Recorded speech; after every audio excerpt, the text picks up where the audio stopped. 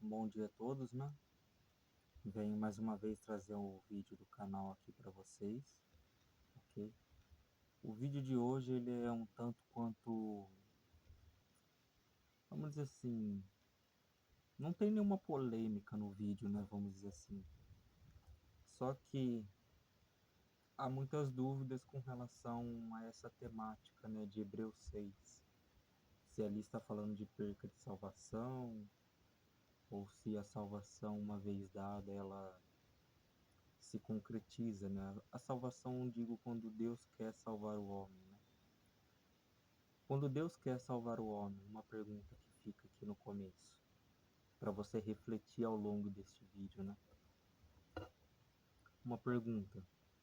Quando Deus quer salvar o homem, um Deus onipotente, quando Ele quer salvar, tem como algum ser humano, algum demônio, algum principado ou potestade impedir um Deus onipotente de salvar o homem?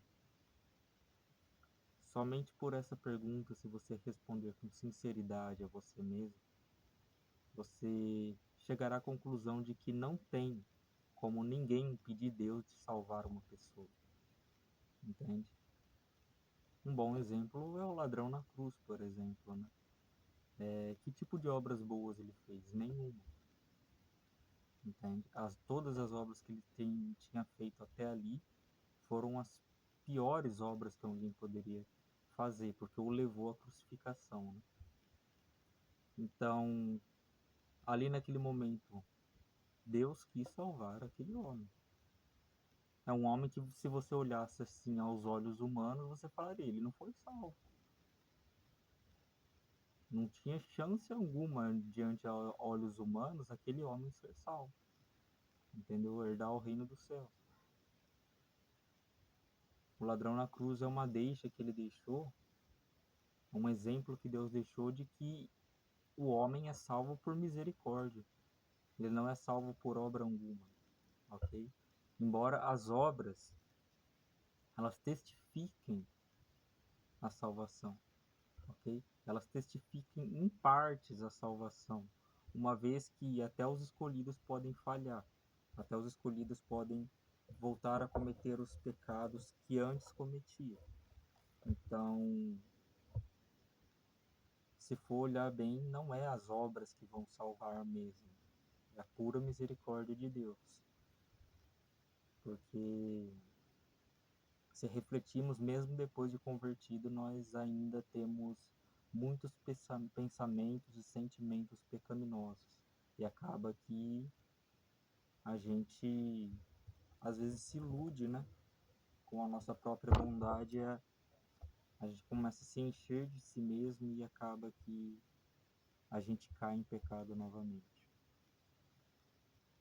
Justamente por confiar em si mesmo, ok?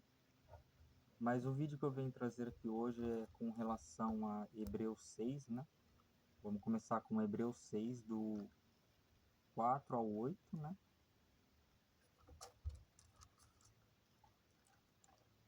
Aqui. Então, Hebreus 6 aqui, ó. Do 4 ao 8, primeiramente. Que diz o seguinte: É impossível, pois, que aqueles que uma vez foram iluminados e provaram o dom celestial, e se tornaram participantes do Espírito Santo, e provaram a boa palavra de Deus e dos poderes do mundo vindouro, e caíram, sim, é impossível outra vez renová-los para arrependimento, visto que de novo estão crucificando para si mesmo o Filho de Deus, expondo a ignomínia, né? Porque a terra que absorve a chuva, que frequentemente cai sobre ela, e produz erva útil para aqueles por quem também é cultivada, recebe bênção da parte de Deus. Mas a que produz espinhos e abrolhos é rejeitada, está perto da maldição, e o seu fim é ser queimada. Ok, ele usa alguns termos aqui no começo dizendo o seguinte: aqueles que foram iluminados, né? e provaram do dom celestial e se tornaram participantes do Espírito Santo. Por isso que aqui parece que está falando de uma pessoa que conheceu a salvação, que foi salva, né? Aparentemente. Parece que está se falando de uma pessoa que foi salva. Só que parece que essa pessoa está dando maus frutos. Como que uma pessoa é salva e ela começa a produzir maus frutos, né?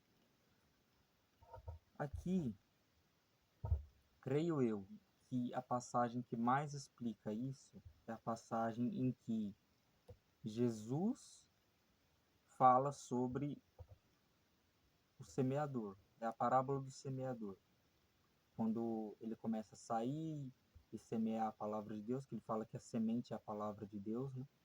Ele começa a semear a palavra de Deus. Um cai numa terra que tinha espinhos, outro numa terra que tinha pedregais, outro cai numa terra em que as aves roubaram a semente. Ela não chegou nem a dar fruto, entende? E por último cai numa terra boa, né? E o interessante é o seguinte, que fala que essa pessoa ela provou do dom celestial, provou, ela foi iluminada com o conhecimento da verdade, vamos dizer assim, né? Em outras palavras, o evangelho foi apresentado a essa pessoa. Ela provou o dom celestial. O que seria o dom celestial?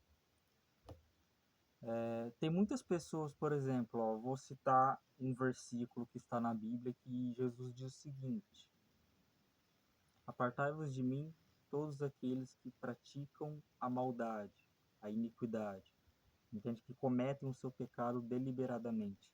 Ele disse isso para esse tipo de pessoas. E essas pessoas estavam se achegando a ele no juízo final e dizendo o seguinte: Mas, Senhor, em teu nome não expulsamos demônios, em teu nome não falamos maravilhas, não fizemos milagres em seu nome.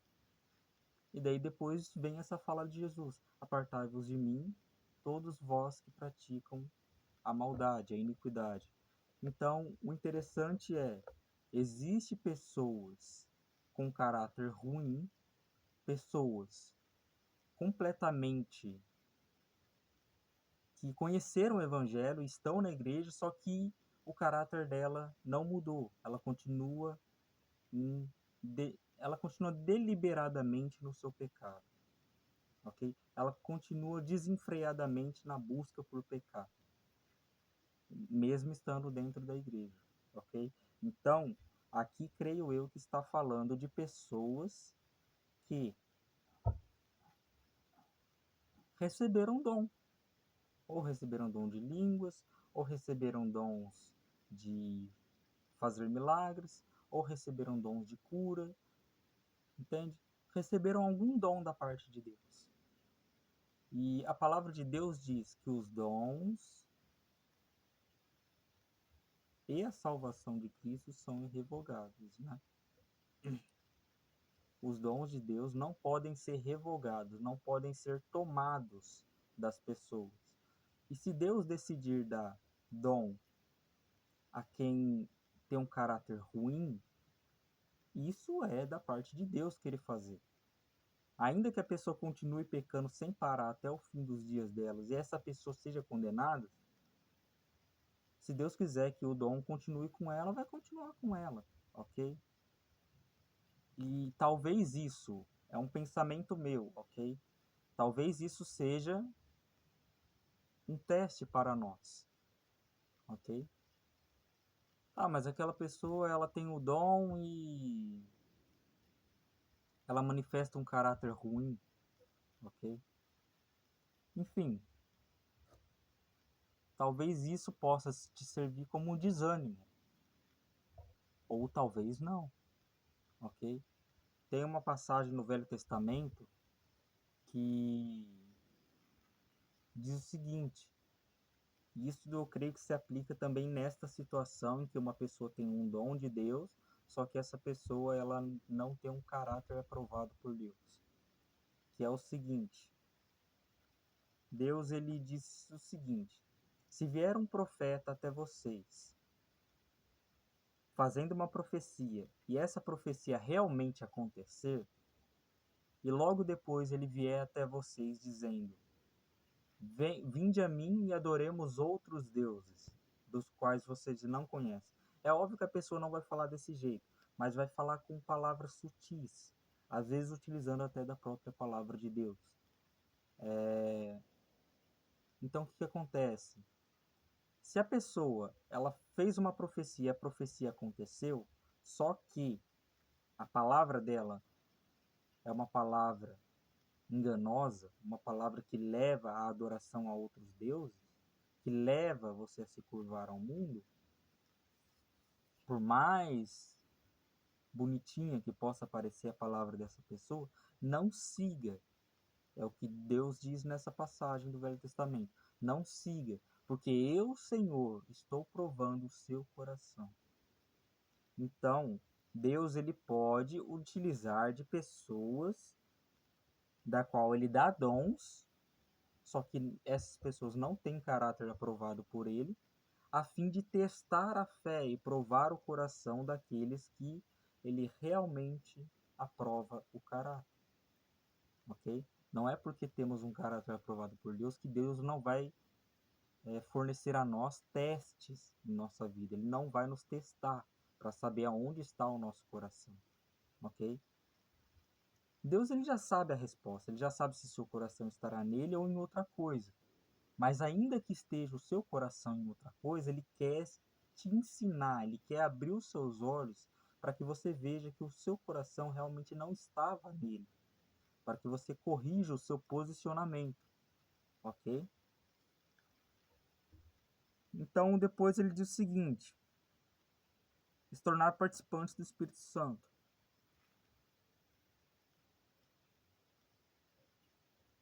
E provaram a boa palavra de Deus e os poderes do mundo vindouro. Ok. Esses poderes do mundo vindouro podem ser os dons. Dom de cura, dom de milagres, essas coisas. Entende? Só que esse provar o Espírito Santo é o que fizeram-se participantes, se tornaram participantes do Espírito Santo. Isso faz confusão na mente das pessoas. Ok? Pode ser a pessoa que está ali no meio da igreja, está no seio da igreja e entre os salvos, vamos dizer assim, né? Eu digo entre os salvos porque nós não sabemos quem será salvo ou não, dos que realmente estão ali no nosso meio, a gente não consegue dizer esse será salvo ou esse será condenado, entende? Uma vez que a salvação não é por obras, então não tem como você apontar e dizer esse está salvo, esse está condenado porque esse fez obras boas e esse está cometendo pecados. Não se sabe ao certo, entende? Porque no futuro as coisas podem inverter. O que está fazendo obra boa começa a fazer obras ruins. E o que está fazendo obras ruins passe a fazer obras boas, entende? É impossível dizer com precisão quem será salvo, entende? A Bíblia só diz para a gente analisar o caráter dos homens, entende? E de acordo com isso, se você vai manter o seu relacionamento de amizade com ele ou não. Uma vez que você tem que procurar homens que tenham um caráter aprovado por Deus para te ensinar a andar no caminho de Deus, ok? Não quer dizer que esses homens não vão falhar, mas quer dizer que eles têm tendência a errar menos, compreende? E ele vai te guiar também a errar menos, né? De acordo com a conduta deles. E um dos parâmetros que você pode utilizar, que eu recomendo que você utilize, é a repreensão. Se eles aceitarem uma repreensão quando eles estiverem errados e corrigirem os seus caminhos, isso é um bom indício de que a pessoa realmente tem um caráter aprovado por Deus e que Deus, de certa forma, cuida, zela por essa pessoa, uma vez que esta é a obra do Espírito Santo, convencer o homem do seu pecado, para que ele se arrependa e venha ao conhecimento da salvação que está em Cristo. Ok. Depois que eles conheceram tudo isso, receberam dons da parte de Deus, estão inclusos no seio da igreja, foram batizados, né? Este participantes do Espírito Santo pode ser aqueles que foram batizados, né? Batizados, vamos dizer assim, como um rito simbólico, seria o batismo nas águas, né?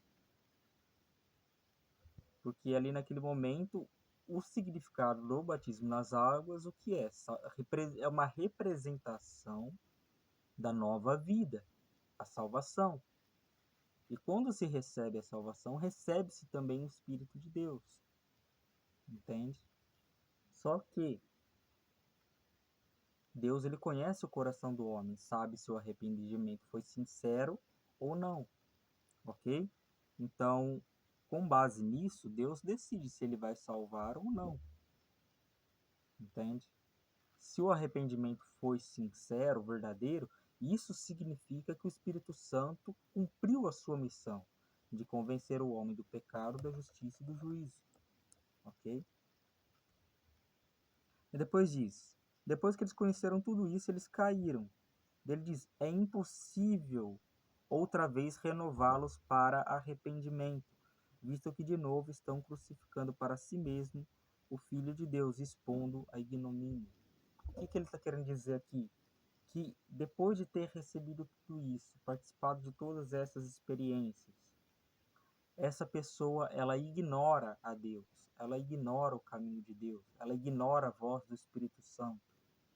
E é como se estivesse crucificando para si novamente o Filho de Deus, de modo simbólico, vamos dizer assim.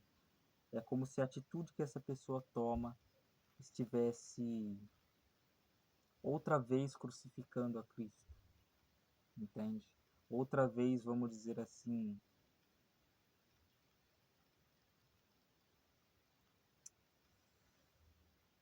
é como se tivesse tornado o sacrifício de Cristo inútil, vamos dizer assim, com as suas ações, com as suas atitudes, mesmo depois de ter conhecido a Cristo, conhecido a salvação. É como se estivesse desprezando a Cristo, compreende? Ele diz o seguinte, porque a terra que absorve a chuva, que frequentemente cai sobre ela, e produz erva útil para aqueles por quem também foi cultivada, recebe bênção da parte de Deus. O que ele está querendo dizer isso? A chuva que constantemente cai sobre a pessoa, vamos dizer assim, seria a palavra de Deus. A chuva que está caindo ali é a semente, é a palavra de Deus. Então, conforme essa chuva cai, a terra absorve o nutriente lá e começa a produzir bons frutos, entende? Essa terra é aprovada por Deus. E quem que são essas pessoas que cultivam? As pessoas que pregam o evangelho. Aquela terra por quem a terra que é o nosso coração, né? Que está sendo cultivada, a terra que está sendo cultivada é o nosso coração. A chuva que cai é a palavra de Deus para regar a semente do evangelho que já foi lançada no coração do homem, entende? E constantemente vai caindo essa chuva e essa pessoa vai crescendo espiritualmente, vamos dizer assim. Então, outras palavras, Deus aqui está dando crescimento espiritual. E conforme Deus vai lançando essa chuva, que é o crescimento espiritual, essa pessoa, ela recebe bem essa chuva e ela começa a gerar bons frutos. Essa tem aprovação de Deus, é o que está dizendo neste versículo. Ela recebe bênção da parte de Deus. Mas ele diz, mas se produz espinhos e abrolhos, é rejeitada e perto está da maldição, de seu fim a ser queimada. Que maldição é essa? Justamente aquela que Jesus declara no dia do juízo final. Apartai-vos de mim, malditos, para o lago de fogo. Porque tive fome, não deste-me de comer, tive sede, não deste-me de beber. No juízo final, querendo ou não, está sendo analisado os frutos, as obras de cada um. Então, sim, num tribunal se analisa obras de cada um, ok? Até em tribunais humanos, eles analisam as provas do crime. As provas se a pessoa é realmente culpada ou não, ok? Então, aqui está uma das maiores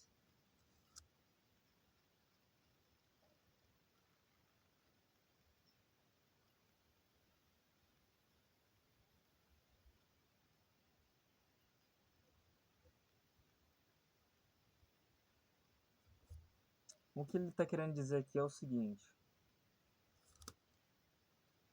que a salvação, ela se concretiza quando Deus decide salvar o homem e quando, por algumas vezes, a gente consegue ver nas atitudes da pessoa que ela mudou de fato, houve a conversão, né? É a chamada conversão, não é algo que eu posso dizer, a pessoa foi salva porque as atitudes dela agora mudou. Não, ela foi salva antes das atitudes dela mudarem. Como eu posso dizer isso? Jesus falou, o reino dos céus está em vossos corações. Então ninguém dirá, aqui está o reino dos céus, ou ali está, quando ele tiver chegado. Porque o reino dos céus está em vossos corações. O que Jesus quis dizer com isso? O que ele quis ensinar? Que a pessoa é salva no seu íntimo, no seu interior, no seu coração. O coração muda, os pensamentos com relação ao mundo e a Deus mudam. O mundo já não é mais agradável aos olhos daquela pessoa, porque houve uma conversão, algo mudou ela por dentro. Algo mudou os pensamentos, os sentimentos, a razão por qual a pessoa age foi mudada. Entende? Por isso que para haver salvação tem que ter mudança de mente e mudança de sentimento, mudança de coração, mudança de natureza, vamos dizer, entre aspas. Embora a velha natureza esteja presente em nós, uma nova natureza surge, a natureza divina, a natureza de Cristo em nós, que nos guia ao Evangelho, nos guia a viver este Evangelho. Ele diz o seguinte, Mateus 13, do 1 ao 23, vamos ler a parábola do semeador, ok? Diz o seguinte, naquele mesmo dia, indo Jesus de casa, assentou-se à beira-mar, e grandes multidões se reuniram perto dele, de modo que entrou num barco e se assentou, e toda a multidão estava em pé na praia. E de muitas coisas lhes falou por parábolas, e dizia, eis que o semeador saiu a semear. E ao semear, uma parte caiu na beira do caminho, e vindo as aves a comeram. Outra parte caiu em solo rochoso, onde a terra era pouca, e logo nasceu, visto não ser profunda a terra. Saindo, porém, o sol, a queimou, e porque não tinha raiz, secou-se. Outra caiu entre espinhos, e os espinhos cresceram e a sufocaram. Outra, enfim, caiu em terra boa, e deu fruto, a 100, a 60 e a 30 por um. Quem tem ouvidos para ouvir, ouça. Ok. Agora ele vai dar a explicação desta parábola, ok? Ele diz o seguinte, então aproximaram-se os discípulos e lhe perguntaram, por que lhes falas por parábolas? Ao que respondeu, porque a vós outros é dado a conhecer os mistérios do reino dos céus, mas àqueles não lhes é concedido, pois ao que tem, lhe se dará, e ao que tem em abundância, e terá em abundância, mas ao que não tem, até o que tem lhe será tirado. Por isso lhes falo em parábolas, porque vendo não veem, e ouvindo não ouvem, nem entendem. De sorte que neles se cumpre a profecia de Isaías. Ouvireis com os ouvidos, e de nenhum modo entendereis. Vereis com os olhos, de nenhum modo percebereis. porque o coração deste povo está endurecido. De mau grado ouviram com os seus ouvidos e fecharam os seus olhos, para não acontecer que vejam com os olhos e ouçam com os ouvidos, e entendam com o coração, se convertam e sejam por mim curados. Bem-aventurados, porém, os vossos olhos porque veem, e os vossos ouvidos porque ouvem. Pois em verdade vos digo que muitos profetas e justos desejaram ver o que vedes, e não viram, e ouvir o que ouves, e não ouviram. Atendei vós, pois, a parábola do semeador. A todos os que ouvem a palavra do reino e não compreendem, vem o maligno, vem Satanás e seus anjos, e arrebata o que lhes foi semeado no coração, que é a palavra de Deus. Ou levando a pessoa a esquecimento, ou levando a pessoa a pecar de alguma maneira, e esquecer aquela palavra que foi semeada. Entende? E arrebata o que foi semeado no coração. Este é o que foi semeado à beira do caminho. O que foi semeado em solo rochoso, este é o que ouve a palavra e recebe logo, com alegria. Então, a pessoa que é semeada em solo rochoso é diferente daquela que não entende a palavra de Deus e o inimigo leva embora essa semente. Faz ela cair no esquecimento, né? Faz essa palavra cair no esquecimento de alguma forma, e por a pessoa não entender, ela não vai conseguir praticar e acaba caindo no esquecimento. Às vezes por causa da própria iniquidade do homem, ok? O que foi semeado em solo rochoso é o que vai ouvir a palavra e vai receber com alegria, mas não tem raiz em si mesmo, sendo antes de pouca duração. E ele, chegando à angústia ou à perseguição por causa da palavra, logo se escandaliza. Então, ele diz que o solo rochoso, a pessoa que tem um coração de um solo rochoso, ela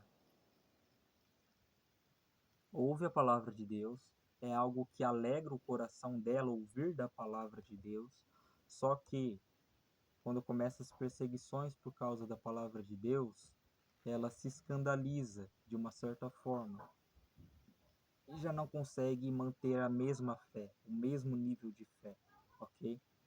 É algo que todos somos tentados a ter esse tipo de solo. Por quê?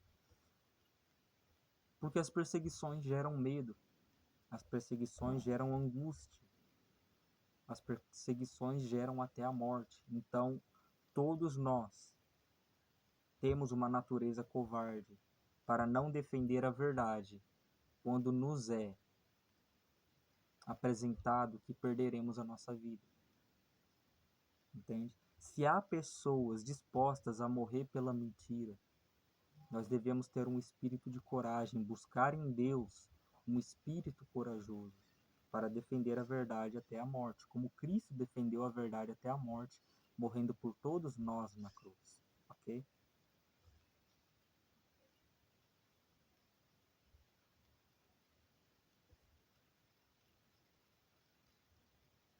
Ele diz: o que foi semeado entre os espinhos é o que ouve a palavra, porém os cuidados do mundo e a fascinação das riquezas sufocam a palavra e fica infrutífera. O que é os cuidados do mundo? Seria as coisas que nos levam a pecar, entende? Os cuidados do mundo. Seria também a vaidade, você querer ter muito dinheiro, você querer ostentar, você se voltar às riquezas, misturar o evangelho com coisas mundanas. Quando você mistura o evangelho com prosperidade, você corre dois riscos. Um risco que Jesus já declarou da pessoa que ama o dinheiro. Não pode servir a dois senhores. Ou você aborrecerá um e se devotará a outro, ou você aborrecerá este outro e se devotará ao que aqui está deste lado. Vamos dizer assim. Ou você Ele diz: você não pode servir a dois senhores, não pode servir a Deus ou às riquezas. Ou você se dedica a ganhar muito dinheiro, ou você se dedica a crescer espiritualmente. Não tem como as duas coisas crescerem juntas. Ah, mas tem Abraão, tem Salomão. Ok. Você pode estar usando deste argumento para justificar a sua avareza. Ok? Você pode estar justificando a sua avareza com base em exemplos de homens do passado. Ok. Só que estes homens do passado não tinham um amor ao dinheiro. O Abraão foi aquele que deu o primeiro dízimo, quando ainda nem havia dízimo. Ele deu de livre e espontânea vontade. Ele deu do coração dele a outro, a Melquisedeque, né? Então, Abraão, ele deu o dízimo do que não existia ainda. Não existia o conceito de dízimo e Abraão deu o dízimo. Ok? Abraão era avarento? Por essa ocasião, dá para ver que não. Por quê? Porque não havia dízimo, não havia lei obrigando o dízimo. E ele deu ainda assim. Se ele fosse um homem avarento, ele não iria dispor do seu dinheiro, da sua riqueza, a outro. Ok? E não foi pouco que ele deu. Ok? Você pode ler lá, não foi pouco que ele deu. O que eu posso dizer também?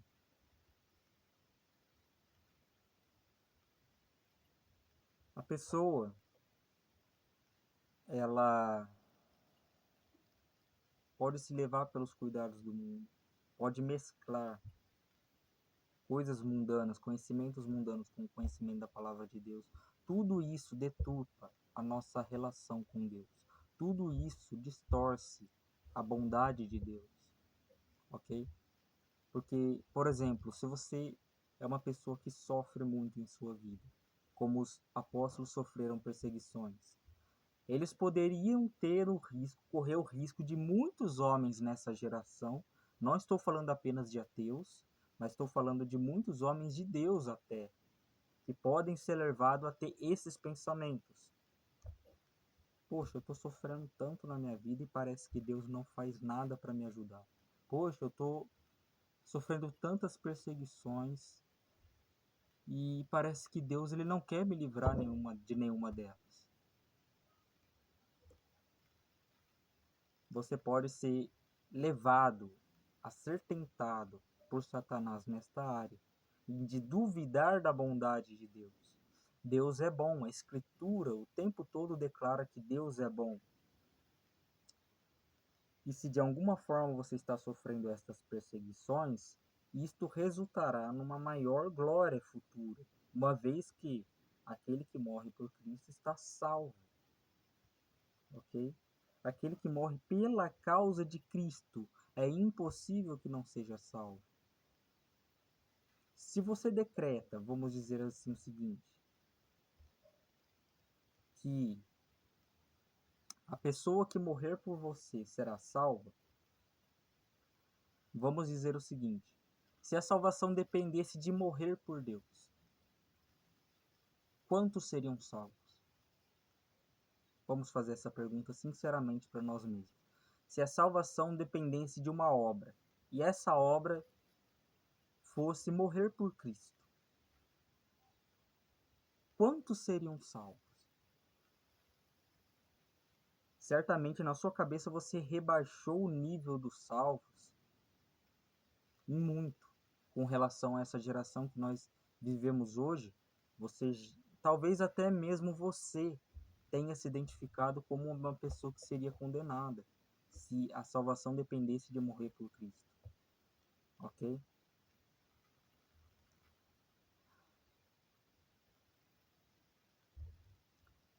O que eu posso dizer com relação a isso? De nenhuma forma seja tentado a pensar que Deus é mau, ok? Tem atitudes aparentemente más que Deus toma, entre aspas, mas que resultam em boas coisas lá na frente. Por exemplo, quando Deus castigava Israel e ele trazia seus inimigos e matava muitos deles e deixava sobrando um pouco. Este pouco que sobrava,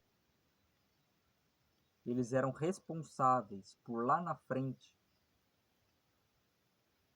trazer um grande ensinamento para as próximas gerações que iriam nascer. Eles traziam um grande ensinamento de não desobedecer a Deus, de não desacatar os seus mandamentos, ok? Porque isso acataria em várias e várias destruições, várias e vários castigos consecutivos por não obedecer à voz de Deus. Então eles ficavam como exemplo à próxima geração para que não se imite as suas maldades, ok? Então vamos para Romanos 6, do 1 ao 23, para finalizarmos, né? Romanos 6, do 1 ao 23. Aqui ele vai falar sobre a graça, né? Ele diz o seguinte, ó: que diremos, pois? Permaneceremos no pecado para que a graça seja mais abundante? De maneira alguma. Como viveremos ainda no pecado, nós que para ele morremos? Por que eu estou trazendo esta palavra aqui, juntamente com a descrição de Jesus sobre a terra boa, sobre a terra que tem pedregais, a terra que os pássaros levam a semente embora e a terra de espinhos? Por que eu trago isso? Porque ali está falando de uma terra que não está produzindo um bom fruto. E por isso, embora seja participante no meio da igreja, esta terra não recebe recompensa alguma da parte de Deus. Ok? E aqui está falando, é uma terra que se aproveita da graça para pecar. Entende? Concluindo com essa mensagem aqui, é como se a pessoa estivesse se aproveitando da graça para pecar. É como se ela estivesse inutilizando o sacrifício de Cristo para a salvação dela. Entende? Uma vez que ela não quer se arrepender de seus pecados. Tanto que fala, é impossível renová-la para arrependimento. É uma pessoa que não está querendo se arrepender. É impossível renová-la para arrependimento, visto que ela mesma está inutilizando o sacrifício de Cristo na cruz por meio do seu amor às coisas mundanas, por rejeitar a Cristo. Entende? E não existe um segundo sacrifício pelo pecado. Aquilo é uma figura de linguagem para representar que a pessoa está inutilizando o sacrifício de Cristo, a pessoa está amando o seu pecado e ela não consegue se desvincular do pecado para amar a Deus por completo. Entende? Então é como se ela sempre tivesse buscando um segundo meio de salvação, que seria crucificar novamente a Cristo, né, entre aspas. É como se a pessoa queresse ser salva, mas sem abrir mão de muitas coisas mundanas, né? Ok. De modo nenhum, né? Como viveremos ainda no pecado, nós que para ele morremos? Ou por acaso ignoras que todos que fomos batizados em Cristo Jesus fomos batizados em sua morte? Fomos, pois, sepultados com ele na morte pelo batismo, para que, como Cristo foi ressuscitado dentre os mortos pela glória do Pai, assim também andemos nós em novidade de vida. Então, o dom de Deus, que eu acredito que seja ali, que estava presente em Hebreus 6, é o batismo nas águas, é a nova vida em Cristo, entende? Tanto que fala que a fé é o dom de Deus, ok?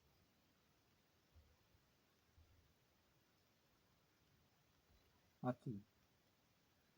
Porque se formos unidos com ele na semelhança da sua morte, certamente também seremos na semelhança de sua ressurreição. Sabendo disso, que foi crucificado com ele o nosso velho homem, para que o corpo do pecado seja destruído, e não servamos o pecado como escravos. Porquanto quem morreu, justificado está do pecado. Então, o que Cristo está querendo dizer é o seguinte: para o homem ser salvo de seu pecado, vamos dizer assim, o homem que morre em pecado, ele rompe o vínculo com o seu pecado, uma vez que não existe mais o corpo pecaminoso, só que ele é condenado porque estava vivendo uma vida de pecado. Então, Cristo, para que nós fôssemos salvos, ele morreu a nossa morte. Então é necessário que creiamos que nós morremos com Cristo. Nós, o nosso velho homem, a nossa velha vontade de viver ao mundo, foi morto com Cristo na cruz. Os desejos pelas coisas mundanas morreu lá na cruz. O mundo morreu lá na cruz para nós. O mundo já não nos significa nada mais, ok? Assim como nós morremos e agora sim renascemos em Cristo. Esse é o novo nascimento em Cristo. Quando você crê que foi morto juntamente com Cristo na cruz e que o mundo já não representa mais nada para você, mas tudo que te representa neste mundo é Cristo, a única coisa que te traz esperança, que te traz alegria neste mundo agora é Cristo, e você passa a viver por Ele, aí vemos que o nosso coração mudou, a nossa mente mudou.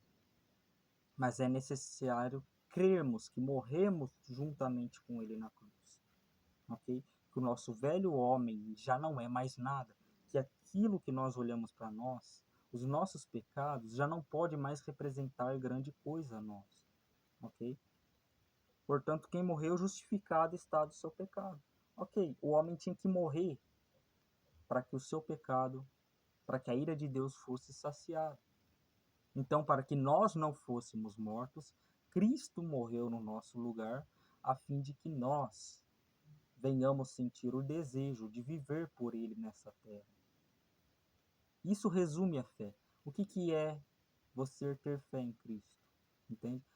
Você crê que Ele morreu para perdoar os seus pecados, que seus pecados estão perdoados em Cristo, e você abre mão de você mesmo para viver a vida de Cristo.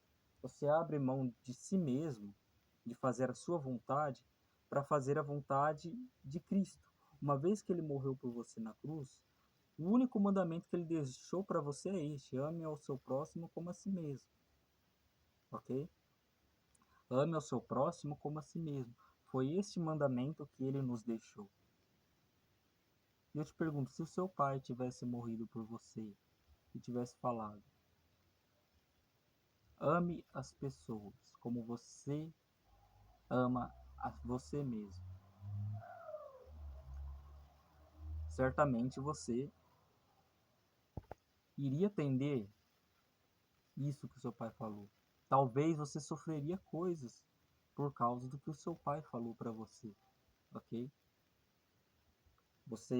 Eu posso dizer com total certeza que o maior sacrifício que podemos dar a Deus é amando o nosso próximo, uma vez que quem ama são as pessoas que mais sofrem. Podemos ver isso no exemplo dos nossos pais, por exemplo. Quem ama é aquele que mais sofre. É capaz de um pai e de uma mãe morrer por um filho, mas é muito difícil um filho dar valor a seus pais. Mas ainda que um filho não dê valor, o valor devido aos seus pais nessa geração, ainda assim os pais amam seus filhos ao ponto de morrer por eles, ok? E com Cristo isso se expande em um amor muito maior, porque tudo que ele sofreu por nós foi por amor. As afrontas, tudo que ele bateu de frente com os líderes religiosos da época, tudo isso foi por amor a nós, para que nós não venhamos também a cair no engano deles. Ele morreu confrontando autoridades romanas e judaicas. Não que ele fosse contra você dar tributos a César, uma coisa que acusaram ele. Ele não era contra dar impostos, entende? Ele era mais contra você negligenciar o amor ao próximo, a quem é devido, ok? Ele não era a favor de ritos. Os ritos não eram tão importantes ao ponto de você substituí-los no lugar das boas obras, ok? No lugar do amor ao próximo, da misericórdia com o próximo. Se você substitui as boas obras pela, pelos ritos judaicos, entende? Pelos ritos da igreja, você cultuar, tomar santa ceia. Se essas coisas são mais importantes para você do que praticar as boas obras, você está enganando a si mesmo, ok? Deus não está sendo participante, Deus não está se agradando deste sacrifício. Se tem um sacrifício que Deus se agrada, que causa muito mais dor ao homem, causa muito mais angústia ao coração humano, mas que alegra o coração de Deus. Quando passamos por isso, é quando nós somos perseguidos pela verdade e porque amamos o nosso próximo. A verdade do Evangelho, por defender a verdade do Evangelho, Deus se alegra quando somos perseguidos por defender esta verdade e quando somos perseguidos por pregar uma salvação gratuita a todos, uma vez que todas as religiões, fora a cristã, prega uma salvação por obras. Você tem que ser bom para ser salvo, senão você não é salvo. Então, neste caso, você pode não acreditar, meu querido amigo, mas todos seremos condenados se formos por essa lógica, porque não tem homem algum que seja bom o suficiente para ser salvo. Não tem homem algum que faça obra boa o suficiente para ser salvo. Se não recorrer à misericórdia, se não se curvar os seus joelhos, recorrer à misericórdia de Deus, nenhum homem será salvo. Porque por obras, todos poderão se gloriar e dizer, eu fui salvo por ser bom. Mas eu posso dizer, todos vão bater no peito falando que são bons no final dos tempos, todos vão bater no peito falando que são bons diante do trono de Deus e todos vão ser condenados, se for por essa lógica. Agora, quando é da vontade de Deus salvar o homem, ele alinha a vontade de Deus. Deus é aquele que traça o destino de todos os seres humanos. Você tem ideia do que é isso? Se você estudasse a predestinação, você ia ver que coisa maravilhosa que é. Porque é um Deus que traça o destino do homem a favor do próprio homem, porque o homem não consegue escolher por si mesmo o que é bom para ele. O homem é como uma criança. Uma criança que conheceu o pecado, uma criança que ama o pecado e que vai fazer escolhas baseadas no seu pecado. O homem não sabe o que é bom para ele. Eu não sei o que é bom para mim, você não sabe o que é bom para você. Pode ser um homem de 70, de 80 anos, não sabe o que é bom para ele. Só quem sabe o que é bom para o homem é Deus. E se o que é bom para o homem é sofrer por Cristo, é morrer por Cristo, Deus vai permitir que ele morra por Cristo. Porque se essa morte resultar em salvação, Deus não vai se importar que você perca a sua vida. Deus não vai se importar que você perca a sua vida, mas ao mesmo tempo ele não vai te abandonar. Compreende? Você pode chegar a sentir o que Cristo sentiu na cruz, o abandono de Deus. Como se Deus tivesse abandonado. No caso, Cristo não tinha pecado algum, ele recebeu os nossos pecados. Ele sentiu o afastamento de Deus. Pela primeira vez na vida dele, quando foi crucificado. Ele sentiu o afastamento, ele sentiu a amargura, a angústia que é você ter pecado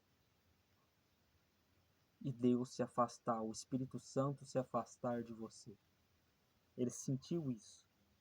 Só que a Escritura declara: nele não havia pecado, nele estavam os nossos pecados. Ele sentiu a angústia do afastamento de Deus dos nossos pecados, a fim de que a gente tenha paz com Deus, a fim de que o nosso coração esteja em paz. Porque quando lutamos pela verdade, nós nos sentimos em paz. Quando somos verdadeiros com o próximo, como somos verdadeiros com nós mesmos, nós nos sentimos em paz. Porque quando estamos em mentiras, nós afligimos o nosso coração, nos angustiamos ao ponto de que nos sentimos mascarados. Nós não queremos máscara no nosso coração. Essas máscaras trazem grande angústia, e as pessoas que ignoram o aviso da sua alma, o aviso do seu coração, que Deus está dando, de que essa angústia vai resultar em condenação lá na frente, as pessoas que se ignoram isso sofrem grande dano, grande perca, não somente de suas vidas, mas também de suas almas, que serão condenadas eternamente. Então eu estou aqui alertando vocês, pela graça de Deus, por amor a Deus, convertam os seus corações. Recorram a Deus para que você seja convertido, ok? Não existe conversão por mão humana, não existe obras humanas que convertam um homem. Porque se você tentar praticar obras humanas, você tentar se converter por si mesmo, você vai praticar boas obras, mas as boas obras não vão te salvar. É necessário que você esteja disposto a amar a Cristo com todo o seu coração, defender a Cristo com a sua vida, ok? E se isso só quem pode te dar esta coragem para defender a verdade com a sua vida é só Deus, ok? Homem nenhum vai te dar isso. Este é um presente dos céus, não da terra, ok? Ora, se já morremos com Cristo, cremos que também com Ele viveremos. Sabedores que, havendo Cristo ressuscitado dentre os mortos, já não morre. Cristo já não está morto, é isso que ele está querendo dizer. Tem algumas pessoas que talvez tenham a mentalidade de que Cristo está morto, entende? Um Cristo crucificado. Elas vivem a vida como se Cristo ainda estivesse crucificado. Não, ele já foi glorificado. Ele já está vivo nos céus.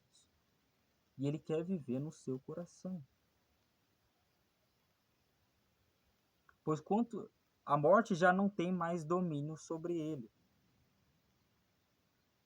E é deste mesmo domínio que Deus quer nos tirar. O domínio da morte. Não somente a morte física, não somente a morte espiritual. Porque uma vez morrendo por Cristo, vive-se uma vida eterna. E não se passa mais pela segunda morte, não sofre o dano da segunda morte, que é a condenação, o lago de fogo. Ok? Pois quanto a ter morrido de uma vez para sempre morreu, para o pecado, mas quanto a viver, vive para Deus. Então, ele morreu pelos nossos pecados, uma única vez. Agora, ele vive para Deus. Ele vive como Deus. Ok?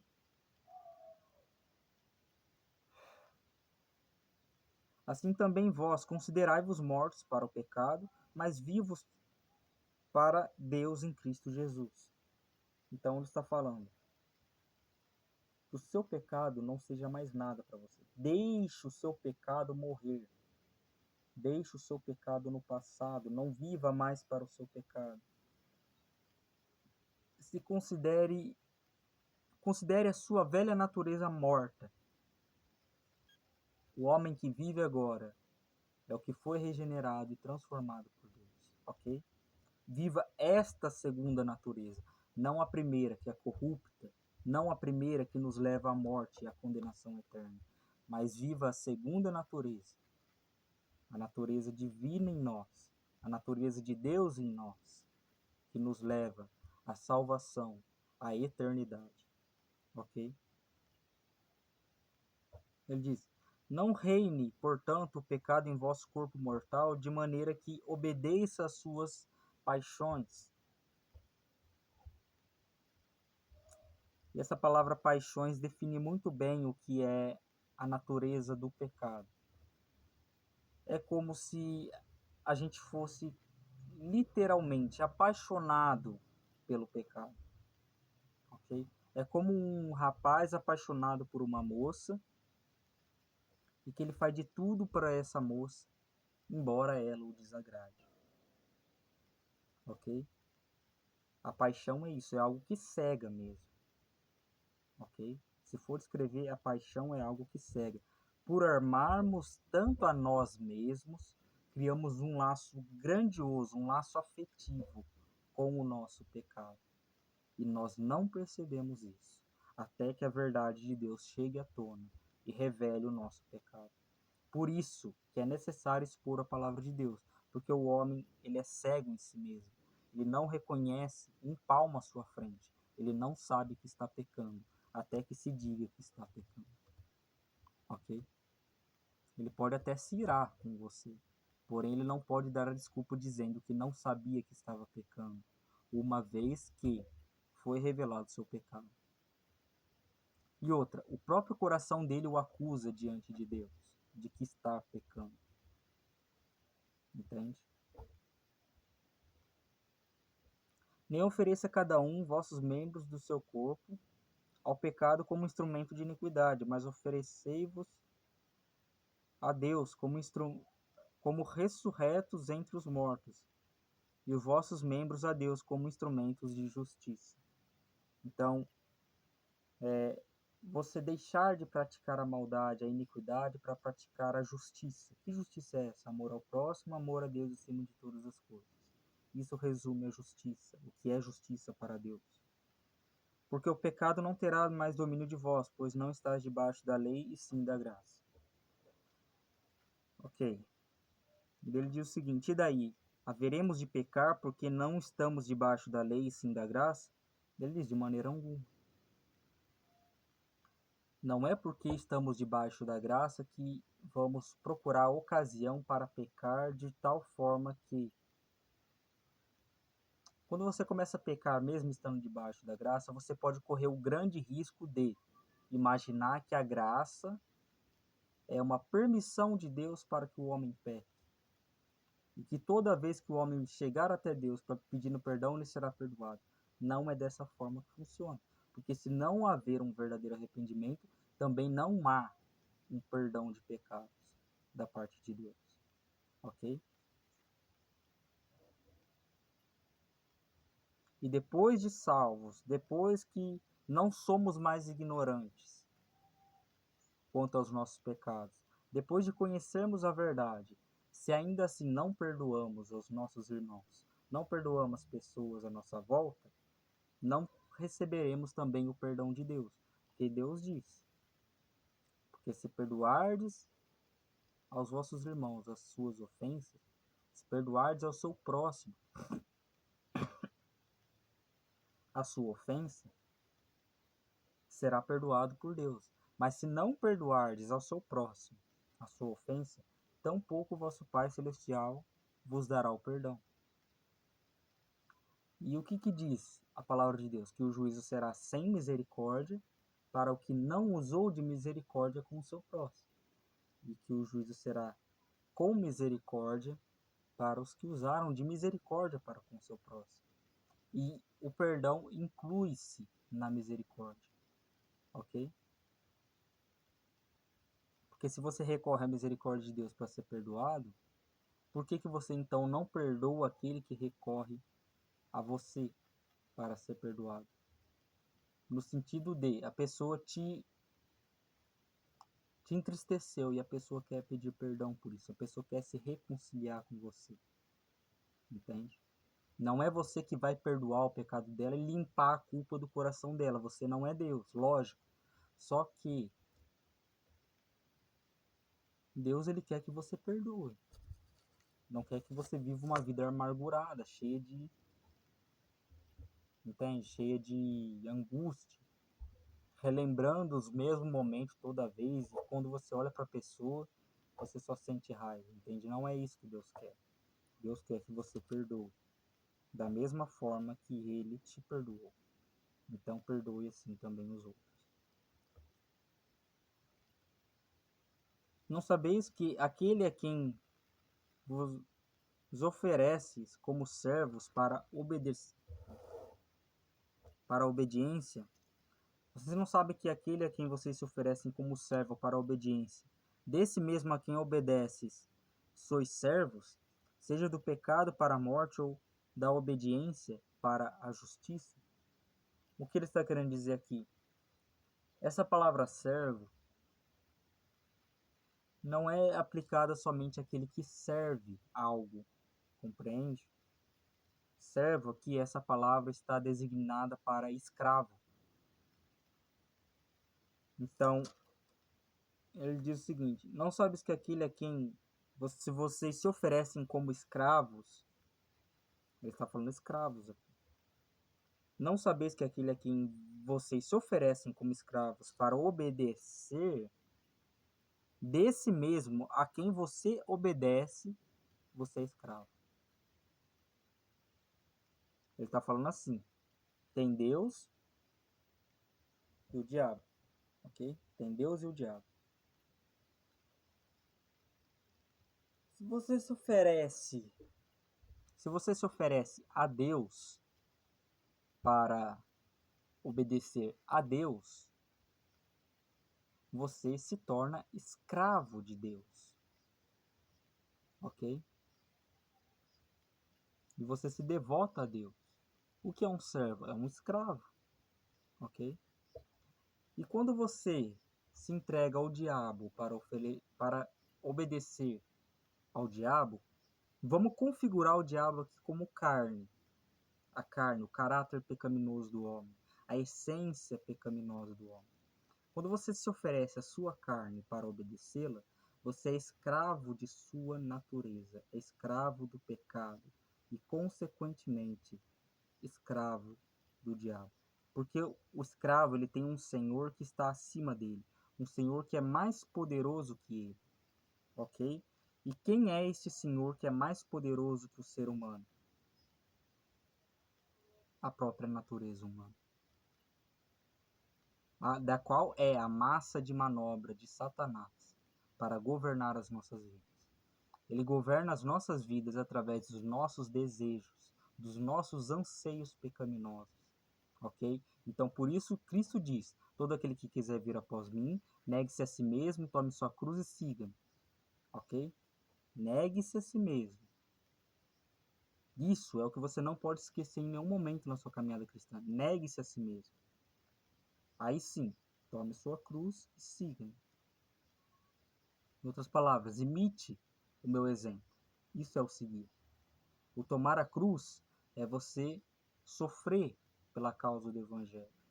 Você, tanto que está descrito na própria palavra de Deus, aqueles que quiserem viver piedosamente em Cristo Jesus sofrerão perseguições.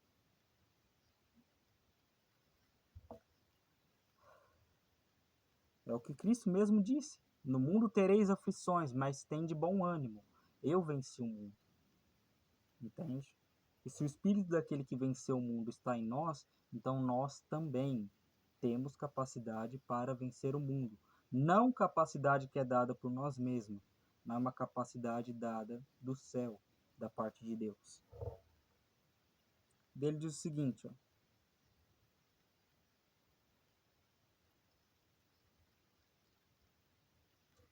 Aqui. Então, aqui, essa parte já corta a questão do livre-arbítrio. O que seria o livre-arbítrio? É você ter total liberdade para pensar e agir por si mesmo, ok? Sem a influência do mal ou sem a influência do bem e sem a influência de pessoas. Agora eu te faço uma pergunta. Você é livre para pensar da maneira que você quer?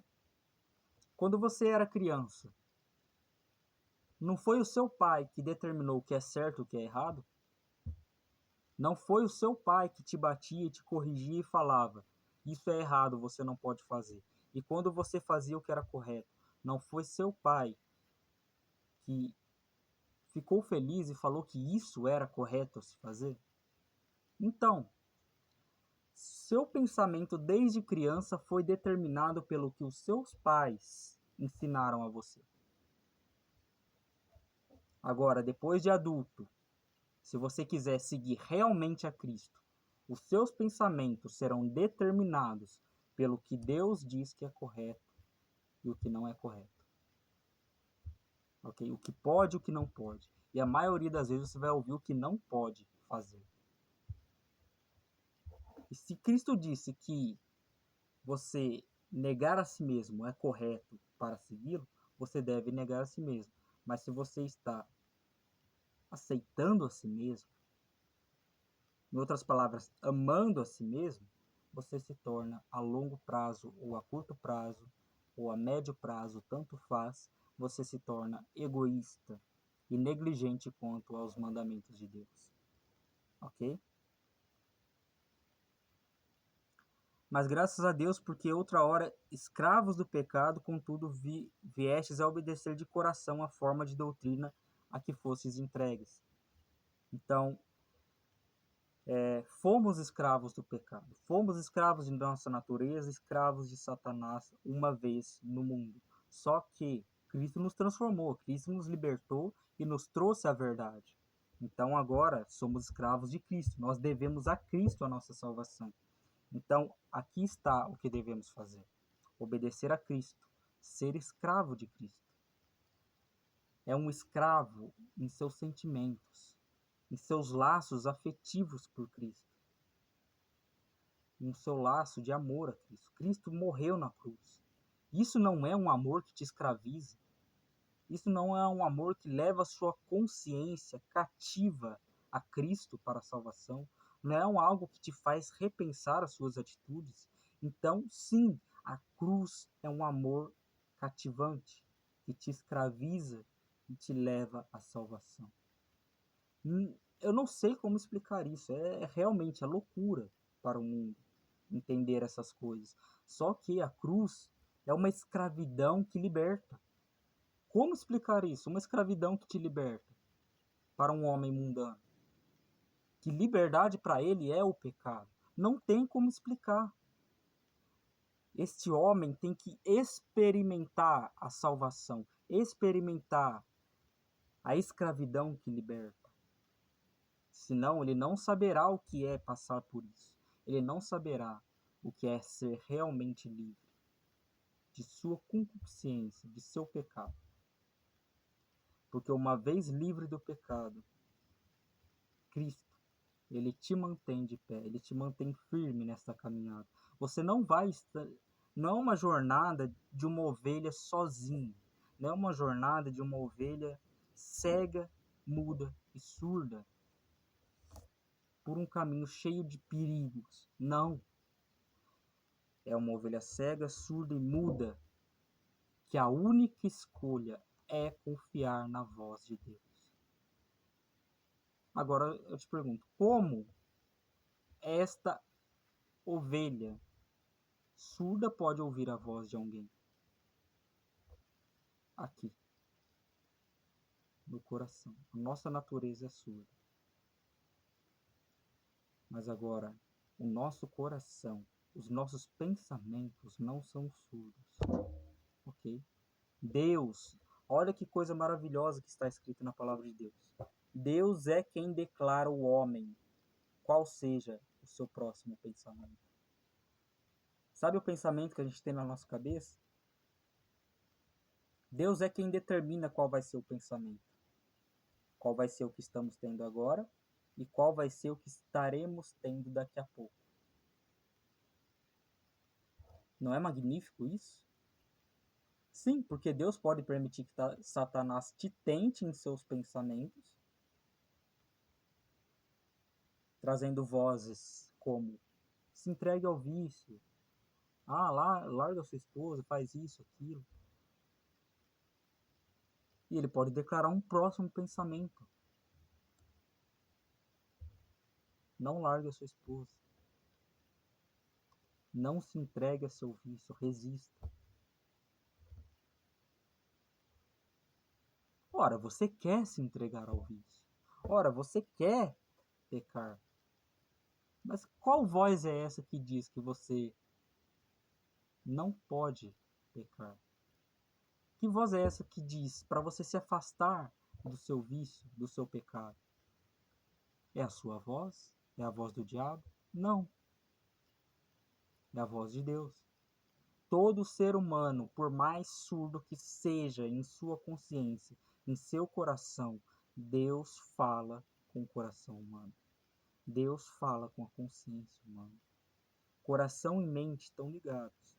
Não é por acaso que os vasos sanguíneos se estendem até o cérebro. Não é por acaso que o cérebro também é bombeado pelo coração. Eles estão ligados, eles têm uma ligação não somente física, mas no nosso espírito também tem uma ligação do nosso coração. A nossa natureza pode influenciar e contaminar o nosso espírito, o espírito humano. Pode manchar o nosso espírito. Só que a gente tem que entender uma coisa: o Espírito de Deus não é manchado com o pecado. E se o Espírito de Deus está em nós, ele vai nos guiar a abrir mão do pecado, né? Uma vez libertados do pecado, fostes feitos servos da justiça, escravos da justiça, a justiça divina. Falo como homem, por causa da vossa fraqueza da carne.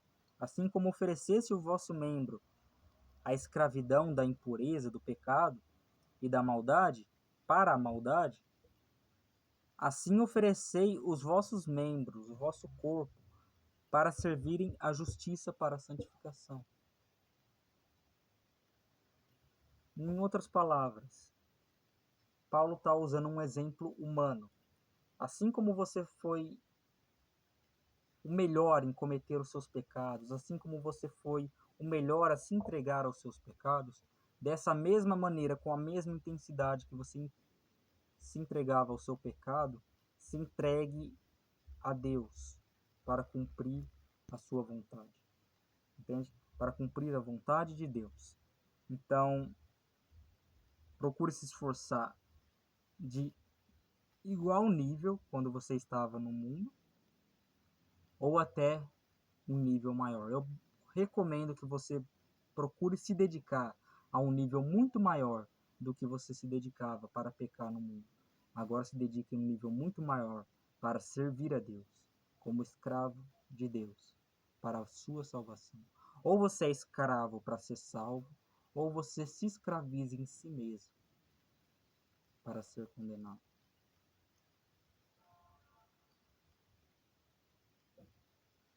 Falo como homem por vossa fraqueza na carne, né? Ok, essa parte eu já li.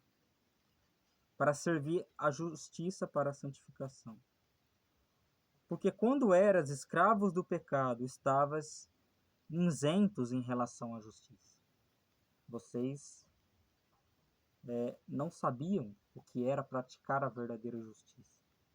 Vocês praticavam o que era bom diante dos seus olhos. E é uma justiça muito superficial, a justiça humana. Agora, a justiça que vem da parte de Deus, essa a qual os crentes praticam, não digo todos, né, como crentes, mas eu falo os verdadeiros crentes praticam, essa justiça é perfeita, porque não vem da parte de homens e sim da parte de Deus, ok? Naquele tempo, que resultado colhestes? Somente as coisas de que agora vocês se envergonham, porque o fim delas é a morte. Agora, por que eu posso relatar um pouco do que é a conversão para vocês, vamos dizer assim, baseando um pouco na minha experiência, seria o seguinte: seria você, uma hora, não sentir culpa alguma pelo seu pecado. Agora, o que é a conversão? Você agora conheceu a Deus, conheceu a verdade, abriu seus olhos para a verdade por meio do Espírito Santo, você, toda vez que você peca, não consegue se sentir em paz na sua mente nem no seu coração. A sua consciência te acusa dia e noite. Uma consciência que outrora dormia tranquila, deitava em sua cama tranquila depois de pecar e ter vários pecados, agora se vê completamente perturbada, completamente torturada por pensamentos de condenação. E isso é bom. Por quê? Porque teremos temor de Deus. Porque a gente vai recorrer a Deus. Ok? O ser humano, quando está angustiado, e na pior fase de sua vida, ele recorre a Deus. Quando ele está em fases de bonança, muitas vezes ele não recorre. Não recomendo que se faça desta maneira. Mas quando não há mais alternativa humana alguma na sua frente, tudo que te resta é Deus. Ok?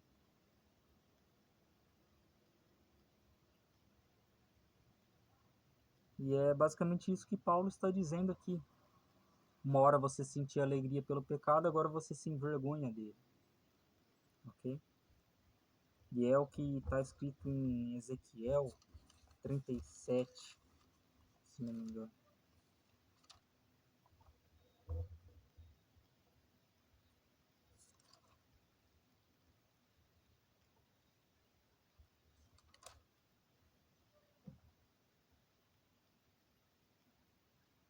Aqui, ó. Olha o que Deus diz aqui, ó, em Ezequiel 37, do... Não, 36, perdão, do 25...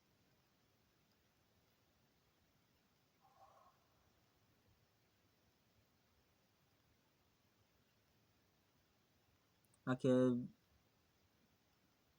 do 25 até o 27, depois leremos o... Calma aí, vamos ler do 25 ao 27, pelo menos. Ó. Então aspergirei água pura sobre vós, e ficareis purificados. De todas as vossas imundícies, de todos os vossos ídolos vos purificarei. O que são ídolos? Basicamente, podemos resumir os ídolos. O ídolo que é a figura, é um simbolismo, é uma retratação do amor ao nosso pecado. Por que eu falo isso? Havia ídolos de prosperidade para os avarentos. Havia o ídolo de casamento para os fornicadores. Por que eu falo para os fornicadores? Porque os prazeres da carne eram mais importantes para eles. Por isso se fazia idolatria do que era mais importante para eles. Entendeu? Ídolos para a agricultura, para a terra, para o plantio. Agora, prosperidade agrícola, para eles era mais importante do que a Deus e os seus mandamentos. Por isso faziam ídolos voltados a isso. Agora, guerra. Tinha ídolos para a guerra. Tinha homens que tinham desejo por guerra. Ganhar guerras, conquistar reinos. Conquista. Eles faziam ídolos baseados nisso. Os ídolos são a retratação, é a personificação do pecado humano. Então, quando ele fala aqui que de todos os ídolos vai purificar, ele está falando dos pecados. Se há um ídolo, é porque há um pecado interno que é muito, muito cultivado no coração humano. Entende? E quando a pessoa está se prostrando ao ídolo, ela está se prostrando ao seu próprio pecado. Às vezes a sua própria avareza, às vezes ao seu próprio egoísmo, a sua própria arrogância e soberba. Entende? Ela está prostrando diante de si mesma quando ela faz um ídolo para si. Ele diz o seguinte: dar-vos-ei um coração novo, e porei dentro de vós espírito novo. Tirarei de vós o coração de pedra, e vos darei um coração de carne. Ele diz: porei dentro de vós o meu espírito, e farei que andes nos meus estatutos. Guardeis os meus estatutos, guardes os meus estatutos e os observes. Em outras palavras, o que faz o homem cumprir o mandamento de Deus? O Espírito de Deus. Ora, esse versículo está claro, nós não fazemos obras para ser salvos. Nós somos salvos, por isso fazemos as obras. Ok? As obras não são para a salvação, compreende? Nós somos salvos, por isso Deus gera em nós um desejo pela conversão, e a conversão é esse fruto aí, compreende? A conversão é andar nos estatutos de Deus.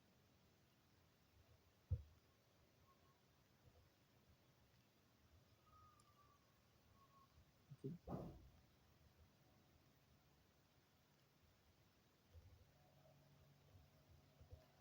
Ele diz o seguinte: então vos lembrarei de vossos maus caminhos, e dos vossos feitos que não foram bons.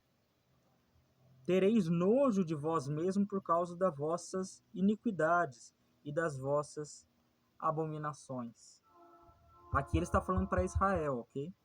Ele diz o seguinte: não é por amor de vocês.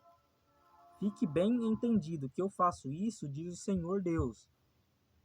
Envergonhai-vos e confundi-vos por causa de vossos caminhos, ó casa de Israel.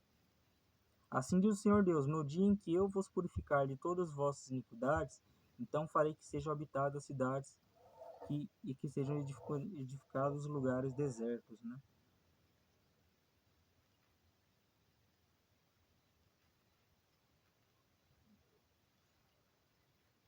Então, é nessa temática de salvação, do Espírito de Deus dentro do coração do homem, o coração novo dado ao homem, o coração de carne, e tirado o coração de pedra. É nessa temática que entra a visão do vale de ossos secos, que Ezequiel profetizou, que ele viu que erguia um grande exército. Era grandioso aquele exército. E aquilo ali estava representando a salvação. O Espírito de Deus entrando no homem para salvá-lo. Ok? Então, aqui, como vemos, a salvação é isso. É a exata descrição do que eu estava querendo dizer. Você sente nojo de si mesmo, nojo dos seus pecados, entende? Você se envergonha dos maus caminhos que andou. Isso é o efeito da conversão. Agora, voltemos para concluir lá em Romanos 6, né?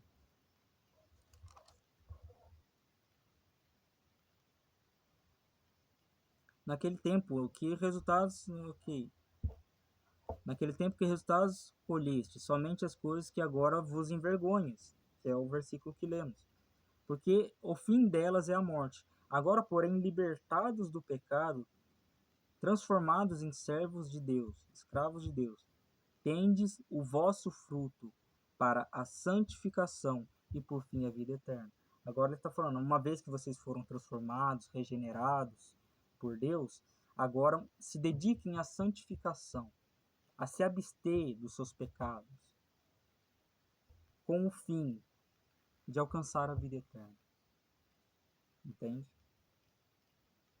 Porque o salário do pecado é a morte, mas o dom gratuito de Deus é a vida eterna em Cristo Jesus, nosso Senhor.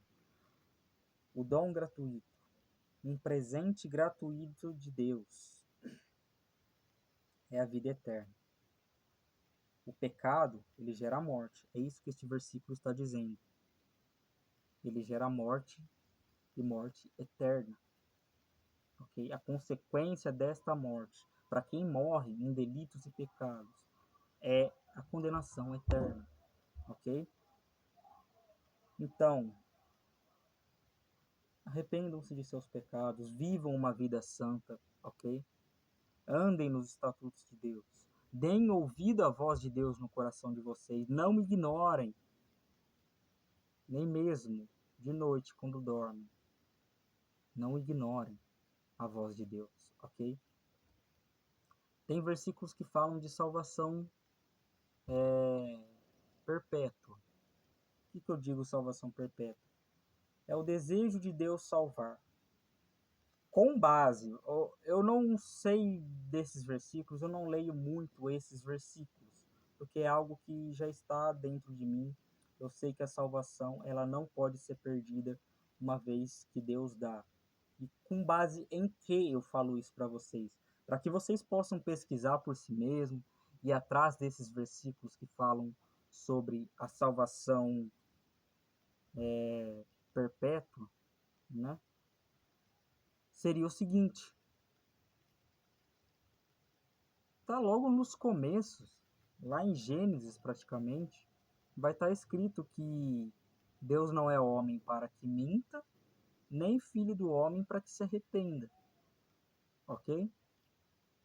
Então, se Deus ele te dá o Espírito Santo para ser salvo,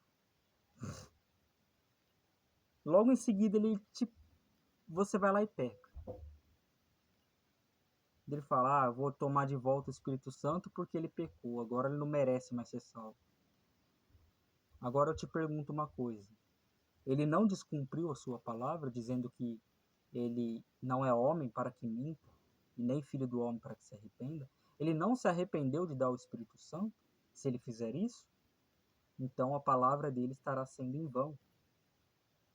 A questão é, a pessoa nunca teve o Espírito Santo. Tá entendendo?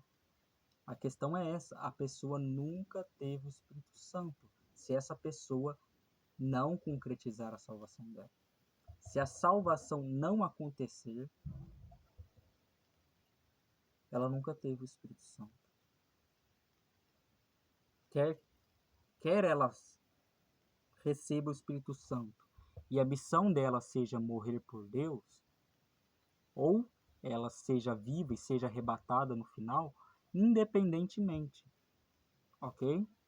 Deus, ele trabalha da maneira que ele quer. Se ele quiser que um seja morto e o outro seja salvo, livrado, poupado da grande tribulação, ele vai fazer desta forma. Mas o que eu quero preparar vocês, meus amados irmãos e amigos, né? Digo amigos também as pessoas do mundo, ok? Eu não tenho ninguém por inimigo, ok?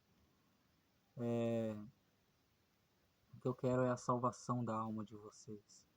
É um desejo que eu tenho de que todos sejam salvos, ok?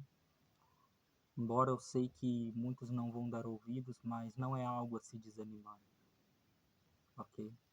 Foi prescrito que nos últimos tempos seriam dias difíceis, né? Mas enfim, por que eu quero preparar as pessoas para morrer por Cristo? Por que eu quero que as pessoas criem um desejo, uma vontade de morrer por Cristo? Ora, estamos num exército. Okay? Fazemos parte do exército de Deus. Uma milícia terrena. Ok? Embora nossa morada seja espiritual, nós estamos aqui para lutar pela verdade. Até a morte. Assim como os homens deste mundo vivem a mentira.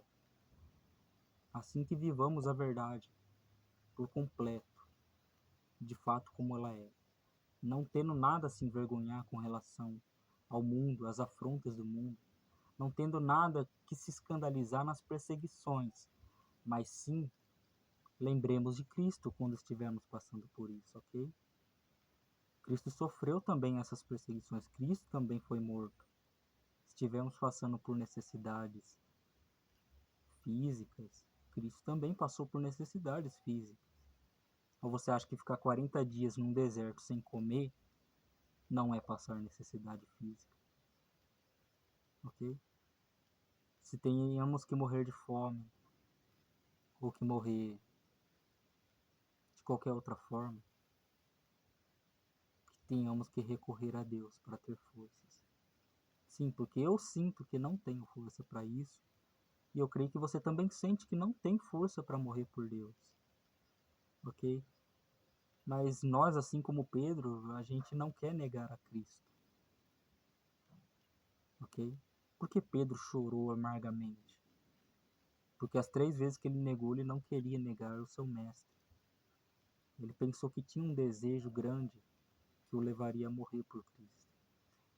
E este mesmo discípulo que negou 3 vezes o seu mestre foi o discípulo que morreu crucificado também, de cabeça para baixo, porque não se via digno de ser crucificado de pé como seu mestre, né? Então, se Pedro negou 3 vezes a Cristo e foi salvo por meio da morte, porque temos a morte então como algo triste? A maior esperança, aqueles que retêm a maior esperança na vida, são os cristãos, uma vez que a morte significa vida. Uma vez que morrer por Cristo significa vida. Quer dizer que não vai sentir dor? Vai, lógico que vai. Você viu como as pessoas daquela época torturavam os cristãos? Como eles matavam os cristãos? Lançavam em coliseus para serem devorados por leões, famílias inteiras, crianças, mães, velhos, jovens, tudo lançados em coliseus. As pessoas daquela época viam elas morrendo e faziam daquilo um espetáculo, para que ímpios rissem. Compreende? E eu creio que no fim dos tempos não será diferente. O mundo vai se alegrar com a sua morte. Eu creio que será até pior. Cristo, ele sofreu a crucificação, foi chicoteado várias vezes. Nós vemos no filme A Paixão de Cristo como que foi. Foi horrível aquilo. Foram dores horríveis que eu e você não suportaria. Ok? Não suportaria pela verdade, por defender a verdade. Cristo foi o homem mais corajoso.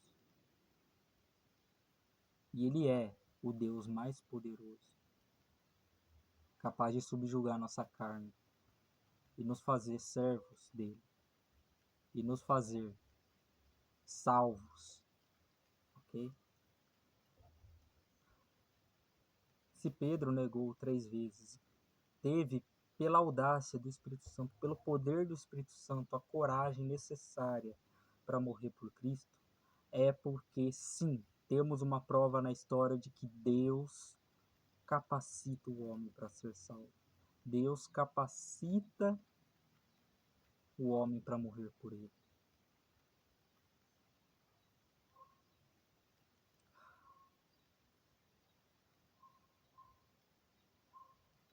Então, o que eu tenho a dizer para vocês é: se preparem. Vai tudo piorar, ok? Eu não quero desanimar ninguém aqui, mas é a verdade com relação às escrituras. Vai tudo piorar. Vai tudo piorar, vai tudo por água abaixo, ok? Essa terra não será mais a mesma. As pessoas falam, mas as trombetas, ela é algo simbólico, não sei o que tem, né? Aqueles avisos, aquelas catástrofes que vêm após a trombeta, é um aviso simbólico para que o homem mude. Pode ser. Eu não nego essa interpretação é verdadeira. É um aviso na natureza para que o homem se converta. Ok? Só que eu creio também que quando as trombetas começam a ser tocadas? Após o surgimento do anticristo. Ok? Após o surgimento do anticristo. A igreja está na terra, trombetas estão sendo ouvidas no mundo todo, é no mundo todo que vai se ouvir a trombeta tocar. Vai tocar primeiro e vai acontecer uma certa catástrofe. Vai tocar a segunda e vai acontecer uma certa catástrofe. A terceira, outra catástrofe. A quarta, outra catástrofe. Quinta, outra catástrofe. Sexta, outra catástrofe. Sétima trombeta, arrebatamento. Arrebatamento dos remanescentes e ressurreição dos mortos. Primeiro, ressurreição dos mortos, dos que morreram por Cristo, e depois, arrebatamento dos remanescentes, dos que sobraram, dos que Deus preservou na grande tribulação, ok? E depois, 7 taças. Essas taças são chamadas a taça da ira de Deus, que não estará na terra mais a igreja. Aí sim a igreja não estará na terra, porque essas taças é um castigo para os que serão condenados. É um castigo na terra. Deus fará eles passarem um castigo na terra por conta dos seus pecados. Depois de castigá-lo na terra com todas as taças da ira de Deus, aí sim eles serão condenados no grande tribunal. E consequentemente condenados eternamente. Ok? Por isso que eu quero preparar você, porque tudo que o maligno puder fazer para tirar a sua salvação, ele vai. Terá pessoas querendo levar a vida do seu filho, tentando forçar você a negar a fé, a vida da sua esposa, da sua mãe, do seu pai, independente de quem você mora, ok? Satanás poderá usar de tudo para te fazer negar a fé. Até onde você estará disposto a ir, sem negar a fé? Quando tirarem a vida do seu filho? Quando tirarem a vida da sua esposa? Quando tirarem a vida da sua mãe, do seu pai, do seu irmão?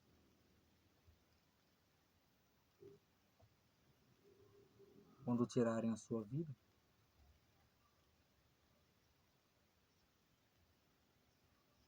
Quando te oferecerem segunda chance, dizendo que não vão te matar? Quando te subornarem com dinheiro? Até onde você está disposto a ir sem negar a sua fé? Até onde? Qual é o limite da sua perseverança? Pense bem. Reflita isso no seu pensamento. E se prepare para perseverar. Porque está escrito que acontecerá várias coisas. Cristo falou, vai ter pai entregando o filho à morte, vai ter filho entregando o pai à morte, vai ter perseguições, sereis odiado de todas as nações por causa do meu nome. E o que ele diz? Aquele que perseverar até o fim, este será salvo. O que perseverar até o fim, em um mundo com um clima em que pais entregam filhos à morte, filhos entregam pai à morte, irmão entrega à morte outro irmão.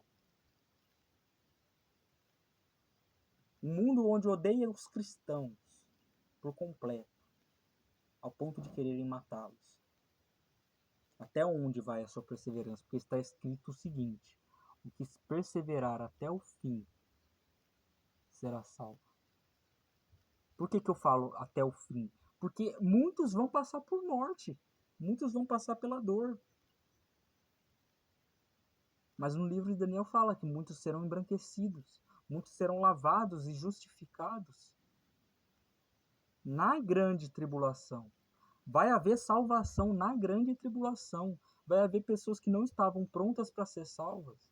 Vai haver pessoas que estavam condenadas e receberão força para ser salvas. Vai aparecer, tipo assim, não pessoas que não estavam salvas, mas eu digo, pessoas fracas na fé, que terão a sua fé tão fortalecida, que morrerão por Cristo. Porque o que aconteceu com Pedro naquela ocasião? Ele estava com a sua fé fraca. Ele fraquejou na fé e ele não conseguiu